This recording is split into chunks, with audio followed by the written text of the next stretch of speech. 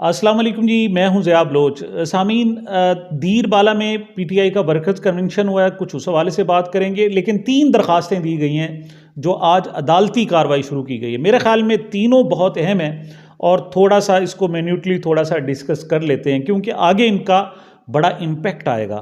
पहली है जनाब सदर ममलिकत के ख़िलाफ़ कि उनको ओहदे से हटाया जाए। दूसरी निगरान वज़ीर आज़म के ख़िलाफ़ है कि अनवारुल हक काकड़ साहब को भी ओहदे से हटाया जाए। और तीसरी है जनाब ख़ाबर मानिका की तरफ से दी गई है और वो बुशरा बीबी और इमरान खान के ख़िलाफ़ है कि उनके ख़िलाफ़ कार्रवाई की जाए। अब इनके क्या इम्पैक्ट्स होंगे और इन फ्यूचर में ये क्या किस साइड पे मामला जा सकता है, इस हवाले से थोड़ी सी डिस्कस करेंगे। सबसे पहले तो हम बात करते हैं सदर डॉक्टर आरिफ अलवी के ख़िलाफ़ जो दरख्वास्त है। इस दरख्वास्त में कहा गया है कि सदर अलवी ने चूँकि अपने ओहदे की लाज नहीं रखी, लिहाजा उनको फौरी तौर पर ओहदे से बर्खास्त किया जाए।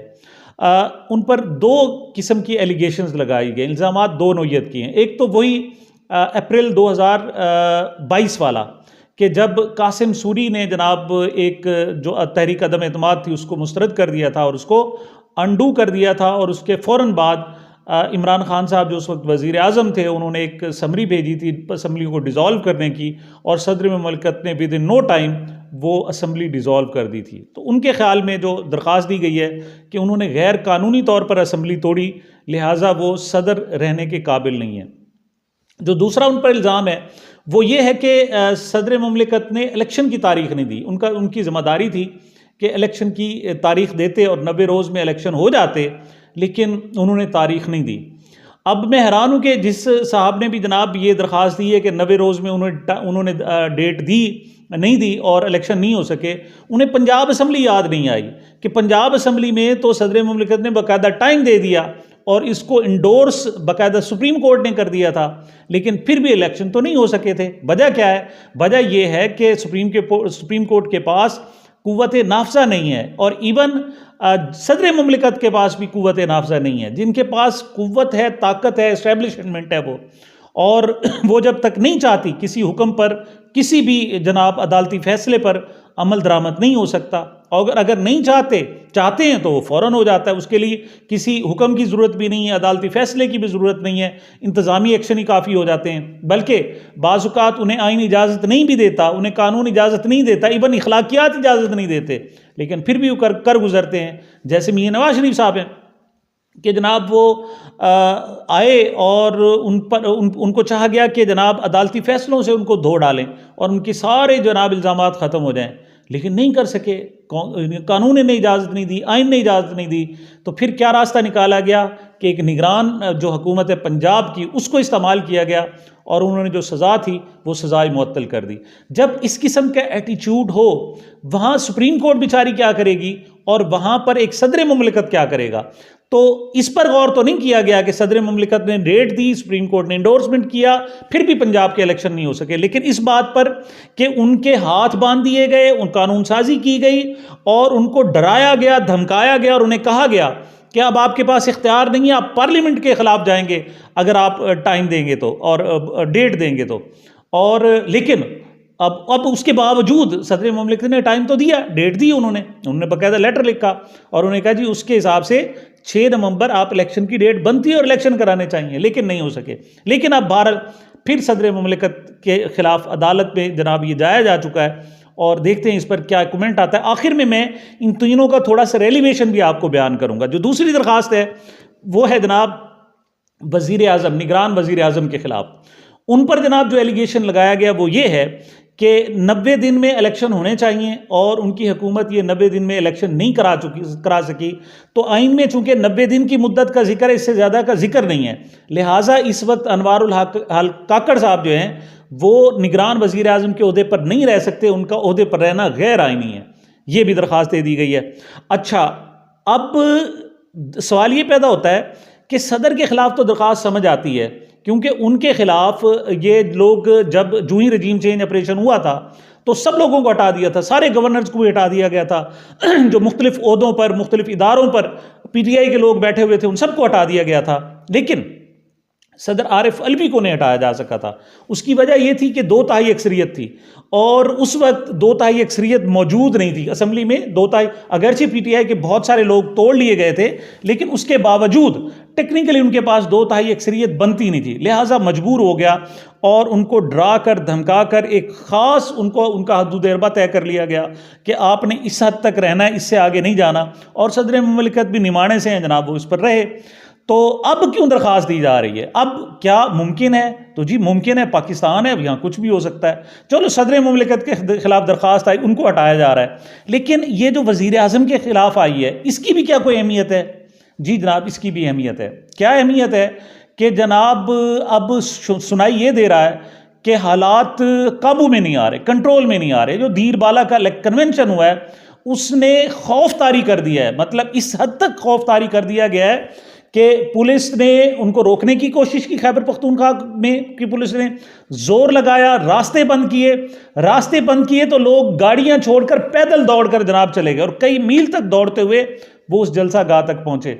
वहां खिताब तो कुछ नहीं था। खिताब तो अगरचे शेर अफजल मरवत ने किया और उसने कहा जी कि मैं खान साहब के पास जाऊंगा और खान साहब मुझसे पूछेंगे कि ये बताओ दीरबाला के अवाम ने मेरी लाज रखी, तो मैं, शेर अफजल मरवत कहते हैं, मैं खान साहब से कहूंगा खान साहब उन्होंने गोलियां खाई हैं लेकिन आपकी इज्जत का पास रखा है। और वो ज़बरदस्त कन्वेंशन हुआ है और इस वक्त भी लोग आपके साथ खड़े हैं। मैं समझता हूं कि दीरबाला का जो वर्कर्स कन्वेंशन है उसने तमाम खौफ के बुत तोड़ दिए हैं। मतलब वो अब लोग डर नहीं रहे, गोलियां खा के जनाब वो जा रहे हैं। पहले तो डंडे से भाग जाते थे, अब गोलियां खा के जनाब वो आगे जा रहे हैं। दूसरी बात ये है कि इस वक्त जनाब दीरबाला के अवाम हों या दीगर जितने भी लोग हों, उनको एहसास हो गया है कि गैरत कोई चीज़ होती है और गैरत के साथ खड़ा होना बहुत ज़रूरी है।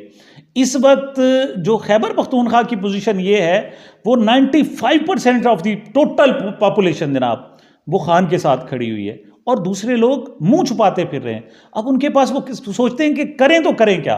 तो दीरबाला जैसे जनाब हालात जब सामने आते हैं तो फिर इनको परेशानी हो जाती है। नून लीग को ख़ास तौर पर परेशानी है। अब अब ज़राए का ये कहना है कि मियाँ साहब ने फैसला किया है कि वो एक मरतबा फिर इलाज कराने के लिए दिसंबर में लंदन जाएंगे और वहाँ पर फिर दोबारा इलाज कराएंगे और देखेंगे कि हालात अगर फिजिबल हुए, उनको अक्सरियत मिल सकी और उनकी हुकूमत बनने के काबिल हुई तो फिर तो इलेक्शन कराए जाएंगे, वरना इलेक्शन नहीं कराए जाएंगे। दीरबाला में क्या हुआ ये कि रोका गया, शहर में लोगों को रोका गया। तो 5 बड़े मेन पॉइंट थे जहां पर रोका गया।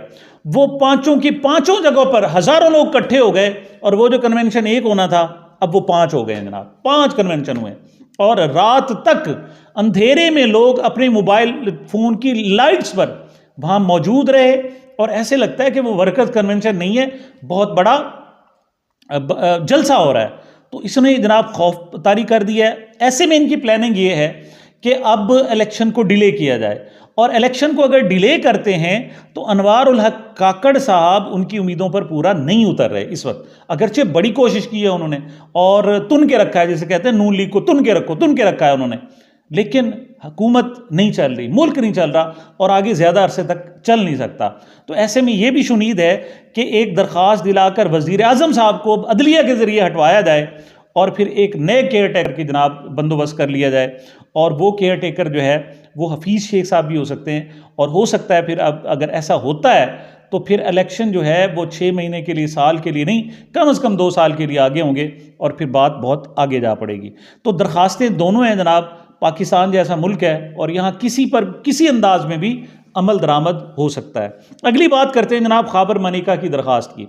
खाबर जब गुज़श्ता रोज़ मुफ्ती सईद वाले उस केस की जनाब उसको वापस लिया गया तो उसी वक्त जनाब ये बात सामने आ गई थी कि इनके पीछे कोई ना कोई जनाब साजिश है और कोई नई प्लानिंग है। और वो नई प्लानिंग चंद घंटों बाद ही वापस सामने आ गई और खाबर मनिका साहब ने अब जाकर बाकायदा दरख्वास्त लिख के दी है अदालत में और उन्होंने कहा है जी कि मेरी बीवी का जनाब किरदार अच्छा नहीं था और वो इमरान खान और जनाब आपस में बातें करते रहते थे, मिलते रहते थे, घंटों उनकी गुफ्तगू होती थी। एक मरतबा मैंने अपने नौकर लतीफ़ के ज़रिए जनाब उनको बेइज्जत भी किया और उनको, लेकिन वो सुधरे नहीं। तो मेरी बीवी को जनाब इमरान खान ने वरगलाया है और जिस पर मैंने तलाक दे दी और अब उनके ख़िलाफ़ कार्रवाई की जाए। तो मुझे ये समझ नहीं आ रही कि जब तलाक दे दी जाती है तो फिर कार्रवाई कहाँ से होती है। आपने जब तलाक दे दी, आपका ताल्लुक़ ख़त्म हो गया।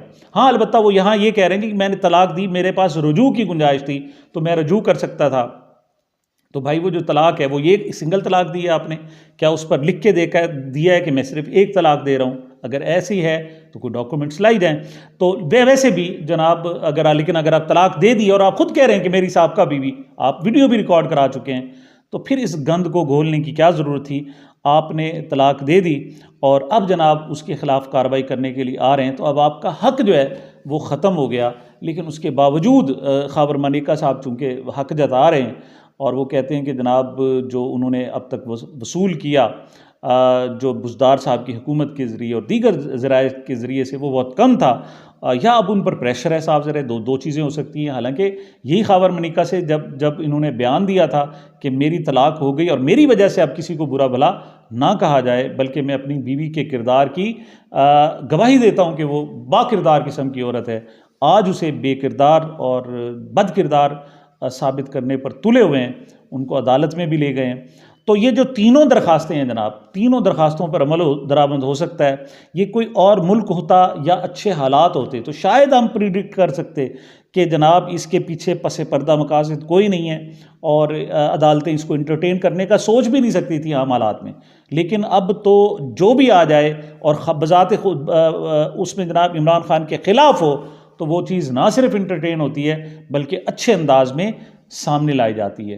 तो ये तीनों दरखास्तें हो सकती हैं। सदर साहब को हटाया भी जा सकता है, वज़ीर आज़म को हटाकर अपने पसंद का एक और वज़ीर आज़म भी वज़ीर अदालत लाया जा सकता है और इमरान खान को मज़ीद गंदा भी किया जा सकता है। लेकिन ये अलग बात है कि अब तक इमरान खान के ख़िलाफ़ जितने भी हरबे इन्होंने इस्तेमाल किए हैं, ये खुद गंदे हुए हैं, खुद नंगे हुए हैं। इमरान खान को की आवाम में मोहब्बत और इज़्ज़त पहले थी, उससे बढ़ रही है और अब तो कई गुना बढ़ चुकी है। तो सामीन, ये मेरी अब तक की गुजारिशात थी। मुझे मेरे चैनल को अपनी मोहब्बतों और दुआओं में याद रखिएगा। मिलते हैं छोटे से वक्फे के बाद।